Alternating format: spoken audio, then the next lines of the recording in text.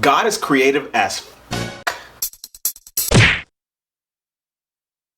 have no idea why people who never read the Bible do that thing where they flip to a random verse and they're like,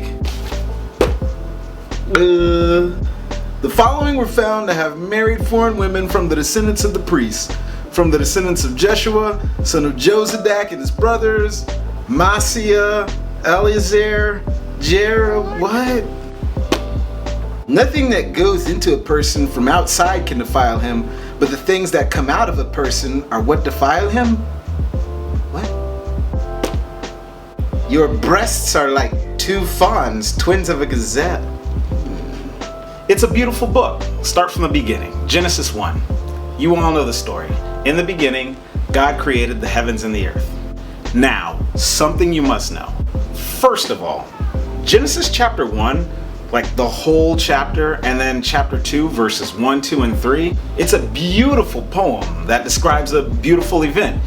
The creation of all the shit that you see. It's an awesome way to teach children about a very powerful, very intelligent, very creative, very personal being that the poet refers to as Elohim, which, by the way, is just a generic term for God in the Bible's original Hebrew language. Be it the God of Israel or the God of other nations, we're talking about Elohim, the big fat generic daddy God. Look, it's a poem, alright? You shouldn't be looking at Genesis 1 as an accurate account of the history of the cosmos, right? That's how you get these weirdos that say stuff like, you know, the world is young, only about 10,000 years old. Look, it's a poem. Not to be understood literally, but rather poetically, with a mind open to the good sciences. You know, the sciences that tell you that the earth has been around for billions of years. I mean, we don't take Solomon literally when he says, your eyes are doves behind your veil. Let's be rational here, people. So the creative God is out here doing creative things. In the beginning, God created the heavens and the earth. Damn. Now the earth was formless and empty. Darkness covered the surface of the watery depths, and the Spirit of God was hovering over the surface of the waters. Then God said, let there be light. And there was light. God saw that the light was good, and God separated the light from the darkness. God called the light day, and the darkness he called night.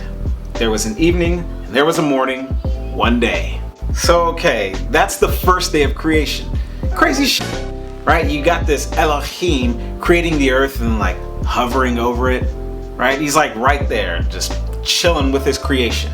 On the flip side, you have these other Mesopotamian cultures who existed during this time period, who have gods that created the universe out of war and anger and hostility. But this poem here says the universe came forth from God's own personal creativity. I mean, this dude is over here making light pop out of nowhere, and he says it is good. And he's certainly not ripping a dragon in half and then creating the cosmos out of the dragon's tattered flesh. The fuck? Elohim here goes on to create the sky, dry land, the seas, fruits and veggies, sun and the moon. Oh yeah, and the animals, right? The animals, the sky, land, and seas. And after he creates all of these things on different days, poetically, he says that it's all good. But it's interesting, out of all creation, Elohim does something different when he makes humans. Check it out. When you look at how he makes organisms that reproduce themselves, you see that the template is original design, right? Elohim just makes something new. Then God said, let the earth produce vegetation, seed-bearing plants, and fruit trees on the earth bearing fruit with seeds in it, according to their kinds. And it was so. The earth produced vegetation, seed-bearing plants according to their kinds, and trees bearing fruit with seeds in them, according to its kinds. Then God said, let the waters swarm with living creatures, and let birds fly above the earth across the expanse of the sky. So God created the large sea creatures and every living creature that moves and swarms in the water, according to their kinds. He also created every winged creature according to its kind, and God saw that it was good. Then God said, let the earth produce living creatures according to their kinds, livestock, creatures that crawl, all the wildlife of the earth according to their kinds. And it was so. God made the wildlife of the earth according to their kinds, the livestock according to their kinds, and all the creatures that crawl on the ground according to their kinds. And God saw that it was good. But look at how he makes humans. Then God said, let us make man in our image, according to our likeness. So God created man in his own image. He created him in the image of God. He created them male and female. So we are created in the image of God. No new template, the likeness of the Creator. I find it interesting that we're made in the image of the Creator and not some new idea. Like, why? Sometimes I wonder if it's because the author wanted to illustrate that we are divine, and so we should treat one another as such. Look at all the isms of the world. Racism, sexism, ableism, classism. All the hateful ideas we promote against other people we view as different. We think, well, they aren't like me, so God must not love them. We forget just how diverse and big God is. The reason we have people of all shapes, colors, sizes, creeds, sexual orientations, religions, abilities, etc. is because God herself is that diverse. And yes, I said herself. Because women were created in the image of God just like men. Therefore, God must be the feminine, the masculine, and everything in between and beyond. Do you honestly think God has revealed her full self in this limited book? Why the hell would I want to limit God to being some hetero white male that loves war when you don't see that shit anywhere in the Bible? Anyways, Elohim gives the creation motion. Lights are dangling in the heavens that separate the seasons. Animals have to be fruitful and multiply. Fish gotta swarm the seas. Birds gotta fill the air. And humans are to have dominion over the birds and the fish and the livestock and every other hot damn thing that roams the planet. And to be fruitful and multiply. Now, I would be remiss if I didn't pause on this whole idea of humans having dominion over the birds and the fish and the livestock and basically the whole fucking earth.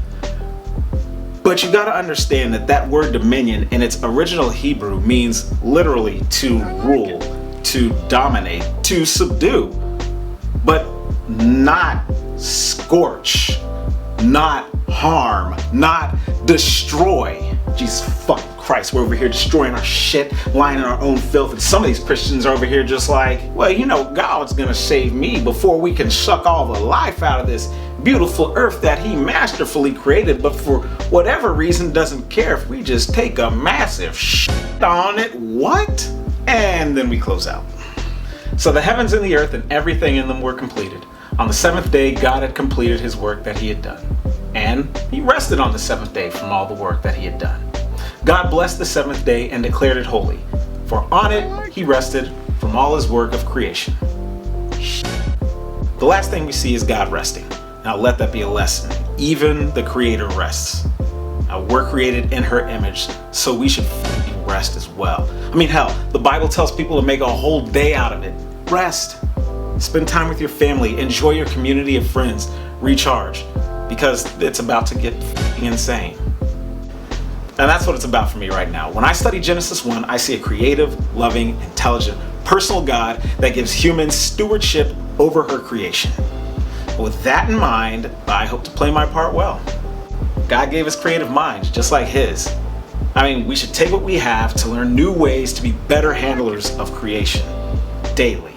Evolve in our thinking, right? Like renewable energy, harnessing the power of God's creation to energize our lives, right? We should be investing in wind power, solar power, hydropower. We should be figuring out ways to store this stuff in batteries that are built better and better. Reduce our carbon footprint. Like bring down the cost of electric vehicles and put the whole planet in one. End pollution. Stop the greenhouse effect. Like what the fuck are we doing destroying God's work? Stop with the isms. God is clearly diverse. Every human on this planet is made in God's image. Therefore, we should love one another because we're all one and the same. We'd be so much further along as a species if we just realized that everyone has a great role to play in the betterment of society. That's why we are diverse. So go figure out your strengths, encourage other people to do the same, and let's make this place a lot better. I don't know, just my thoughts when I read Genesis 1:1 to 2:3 today. It might be a little different tomorrow. We all grow, and hopefully we grow stronger. And that's it for me. Keep loving your God, yourself, and your fellow creation. My name's Bernard. Thanks for watching.